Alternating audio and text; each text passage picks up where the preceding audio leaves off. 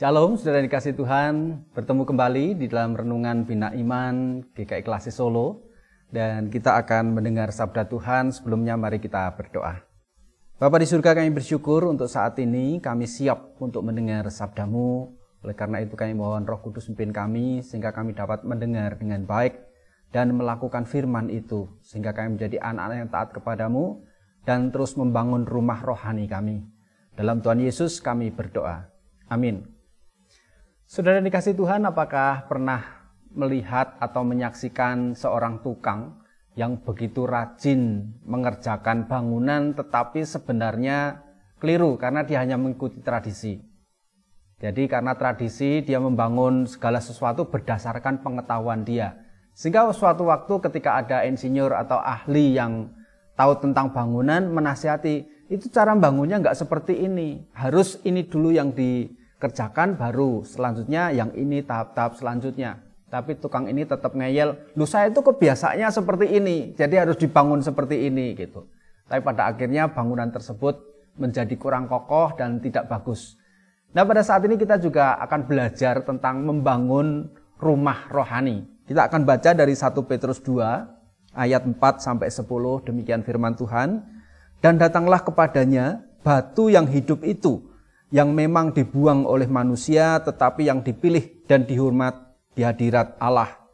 Dan biarlah kamu juga dipergunakan sebagai batu hidup untuk pembangunan suatu rumah rohani, bagi suatu imamat kudus, untuk mempersembahkan persembahan rohani yang karena Yesus Kristus berkenan kepada Allah. Sebab ada tertulis dalam kitab suci, sesungguhnya aku meletakkan di Sion sebuah batu yang terpilih, sebuah batu penjuru yang mahal, dan siapa yang percaya kepadanya tidak akan dipermalukan.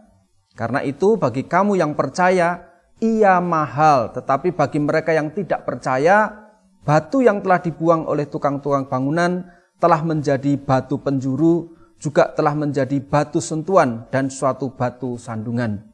Mereka tersandung padanya karena mereka tidak taat kepada firman Allah. Dan untuk itu mereka juga telah disediakan. Tetapi kamulah bangsa yang terpilih, imamat yang rajani, bangsa yang kudus, umat kepunyaan Allah sendiri, supaya kamu memberitakan perbuatan-perbuatan yang besar dari Dia yang telah memanggil kamu keluar dari kegelapan kepada terangnya yang ajaib. Kamu yang dahulu bukan umat Allah, tetapi yang sekarang telah menjadi umatnya, yang dahulu tidak dikasihani, tetapi yang sekarang telah beroleh belas kasihan." Amin. Saudara yang dikasih Tuhan, dari bacaan ini kita tahu bahwa Yesus adalah batu penjuru, batu yang dibuang oleh tukang-tukang bangunan. Tuhan Yesus yang memperkokoh sebuah bangunan rohani dibuang oleh tukang-tukang bangunan. Kalau kita mengibaratkan, Tuhan Yesus disingkirkan oleh orang-orang yang merasa ahli, yaitu ahli Taurat dan orang-orang Farisi yang tidak percaya Yesus adalah Mesias. Dan mereka menggunakan pengetahuan sendiri, akal pikiran sendiri untuk membangun kerohanian mereka. Padahal ada batu penjuru, batu yang kokoh, batu pondasi yang kalau semuanya diletakkan pada batu yang penjuru ini, batu utama ini, maka ke atas akan kokoh. Tetapi mereka tidak mau melakukan itu dan mereka menyingkirkan batu itu dan akhirnya mereka pun tidak diselamatkan.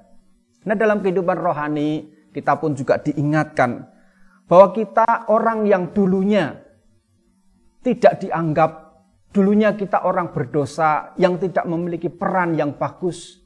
Tetapi waktu kita percaya kepada Tuhan Yesus dan meletakkan Tuhan Yesus itu sebagai pondasi kehidupan kita, lalu kita membangun di atasnya dari satu ke satu hal yang lain, semua kehidupan kita letakkan di dasar Yesus Kristus Sang Firman itu, maka bangunan rohani itu akan menjadi kokoh.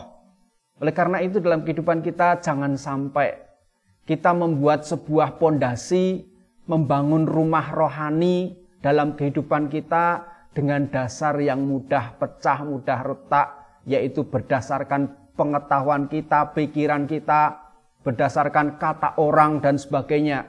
Tetapi tidak mendasarkan diri pada Sang Firman, batu penjuru, batu yang memiliki kunci, bagi kokohnya bangunan rumah itu. Sehingga dalam kehidupan ini marilah kita terus meletakkan segala hal di atas pondasi utama, yaitu di atas Kristus. Supaya kita menjadi bangunan rohani yang kokoh. Iman kita terus bertumbuh dan tidak tergoyahkan. Karena pada saatnya kita akan diuji. Pada saat kita meletakkan dasar kehidupan kita pada batu yang dari Allah, sang ahli, sang arsitek utama itu, maka kita akan selamat, bangunan rohani kita akan kuat, sehingga kita akan didapatinya sebagai orang-orang yang tetap kokoh dalam iman kepada Yesus Kristus, dan kita menikmati keselamatan dan persatuan dengan Allah Bapa. Kiranya Tuhan terus menolong kita, dan mari kita terus membangun kerohanian kita dengan hidup seturut firman-Nya, melandasi hidup kita berdasarkan kasih dan firman Tuhan. Dalam Tuhan Yesus kiranya terus hidup kita diperbarui dan iman kita semakin kuat. Amin. Mari kita berdoa. Terima kasih ya Tuhan, kami mengucap syukur untuk firman-Mu pada saat ini. Biarlah kami boleh membangun rumah rohani kami berdasarkan batu yang Engkau sediakan, yaitu Tuhan Yesus sendiri.